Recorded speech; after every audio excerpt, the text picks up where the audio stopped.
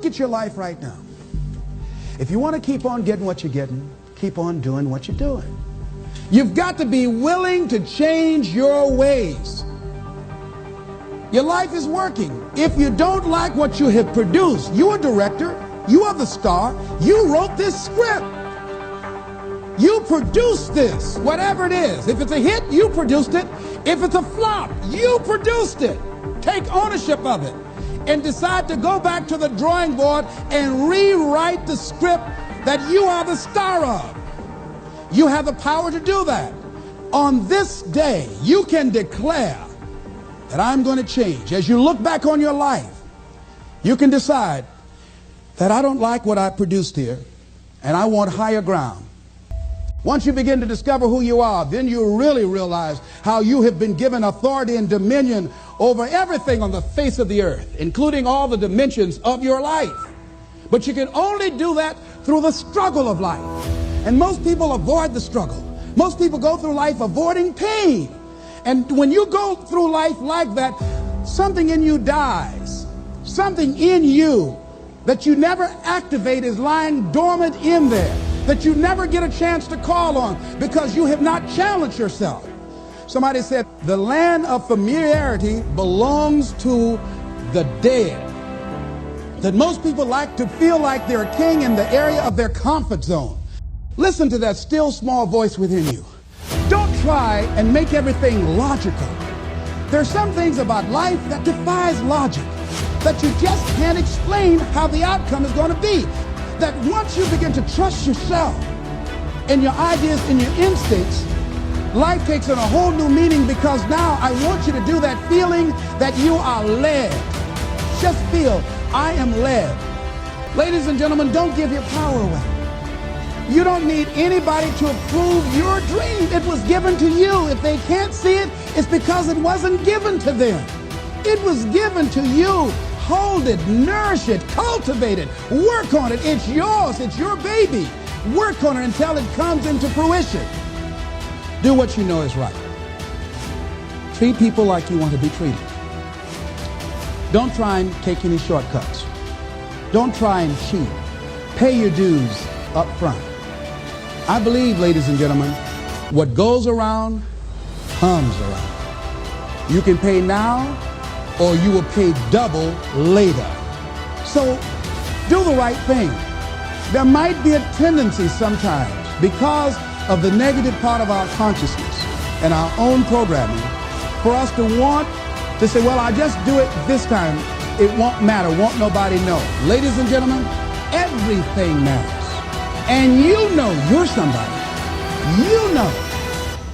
I'd rather lose out on my dream doing the right thing than to cheat trying to make a shortcut to get to my goal. I want to be able to look myself in the mirror. And that's what you want to do. There's no saying, judge a man not by what he does, but by that he doesn't have to do. And to judge the true quality of a man is what he'll do when nobody's looking. See, there's some good out there for you in the universe that has your name on it. And nobody can get your good. It has your name on it. They can't take your stuff. It's your stuff. So when you know that whatever you're seeking, it's also seeking you, you don't worry. You don't run scared. You don't think somebody's going to take it from you. You listen to your inner voice, and you always take the high road. There will be the tendency, the natural inclination to take the low road. You must resist that. Here's something else I encourage you to do if you want to make it today. Keep your agreements. Keep your agreements that you make, and establish a network of people who will also do that.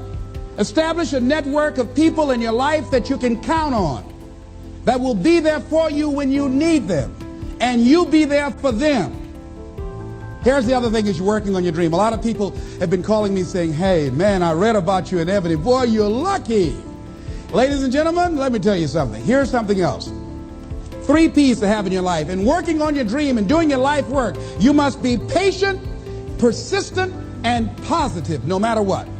Because when you are negative, ladies and gentlemen, you're sending out negative energy and you're blocking your good. So don't send out any negative energy. Don't take it personal. Just acknowledge what's going on. It's called life. And keep on working on your dream. Continue to keep on knocking, because this is your life. This is what you love. This is your passion. Step back. Don't judge it. If you judge it, judge not yet, lest ye be judged. Why? Because when you judge it, you invest emotion in it, and that emotion could be anger. And guess what? That hurts you. That doesn't hurt anybody else. One doctor said, "The man who angers me killeth me."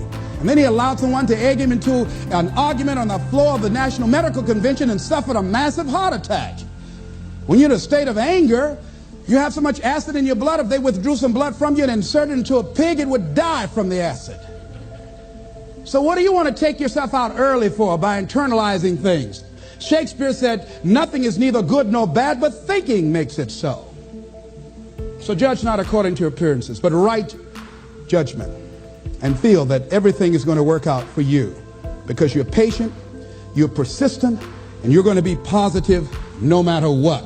Don't allow other things or people or circumstances to determine what your reaction is going to be.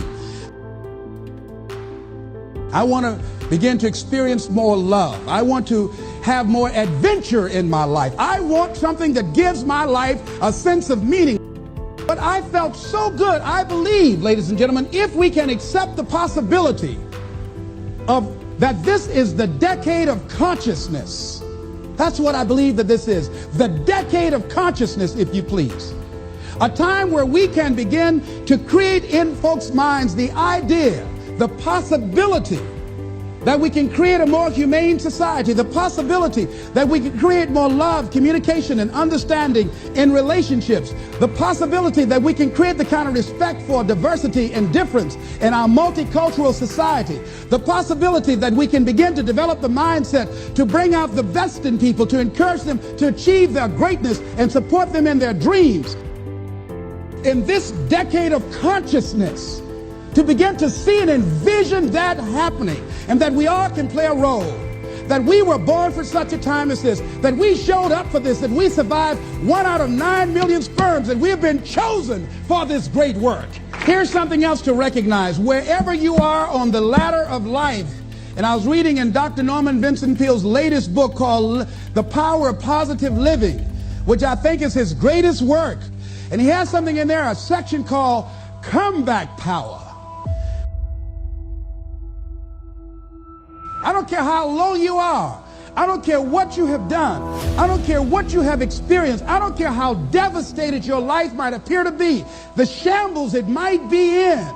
There's a power in you that can enable you to be stronger and better than anything that's out here. One man who came to the training, he was not a kid, and I knew he had a drinking problem, and he was looking at me, and I could smell alcohol on him. I said, "Excuse me, come here, come here, come here." He said, "What is it?" I said, "Let me tell you something. I want you to know you've got something in you that's stronger than that poison you're putting in your body. Do you understand me?" He said, I don't know, man. I said, "It is." I said, "That's why you're here. Something drew you here. And that which caused you to come, you said you want some help. And you need to be around some people that can help you get in touch with your power, because you know that your life deserves this." See, I think that the reason that we abuse ourselves with drugs and alcohol is that we're trying to numb something in us that's aching us, that's urging us, that's nagging us to do something bigger and better. It can't be because it tastes so good. But when we are deluding ourselves or polluting our minds, it numbs us where we don't have to face reality, because we don't know what we've got going for us. See, once you discover who you are, the truth of knowing who you are will set you free from ever wanting alcohol, from ever wanting any kind of drug that's going to destroy who you are. Once you begin to know who you are, it will set you free from believing, "I can't see myself doing any better."